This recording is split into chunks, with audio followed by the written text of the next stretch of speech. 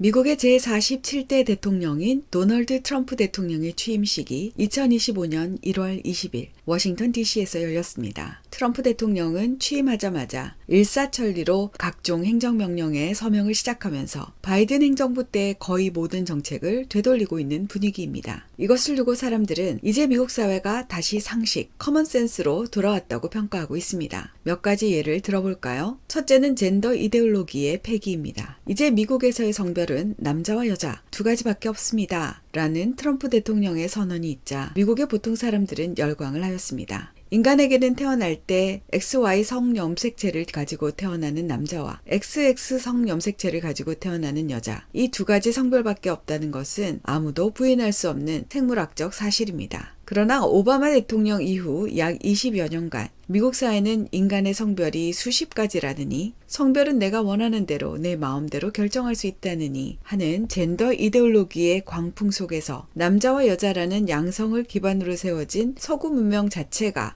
붕괴될 뻔한 경험을 하였습니다. 이제 트럼프 대통령은 대부분의 문명사회 시민들이 상식으로 인정하는 객관적인 사실, 즉 인간에게는 남자와 여자라는 두 가지 성별밖에 없다는 그 사실을 미국 국민들이 믿고 말할 수 있는 사회로 되돌리겠다고 한 것입니다. 다시 상식을 회복하게 된 것입니다. 두 번째는 DEI 정책의 폐지입니다. 지금까지 다양성, 평등성, 포용성을 사회 모든 영역에 적용하면서 능력 위주가 아니라 성별이나 인종, 성적 지향과 같은 특정한 성향을 가진 사람을 우대하는 정책을 폈던 일에서 벗어나겠다는 것입니다. 이러한 DEI 정책이 오히려 사회적 불평등과 역차별을 심화시켰다는 사실을 인정하고 각 개인의 능력과 성품에 따라 사회에 기여할 수 있는 상식적인 사회로 되돌아오겠다는 것입니다. 세 번째는 표현의 자유를 보호하겠다는 것입니다. 페이스북, 구글, 아마존과 같은 거대 테크 기업에서 가짜 뉴스를 막는다는 명목으로 주로 보수적인 성향의 사람들의 계정을 검열하고 막으면서 개인의 양심과 표현의 자유를 침해하고 여론을 왜곡시켜 왔던 것을 바로잡겠다는 것입니다. 이에 대해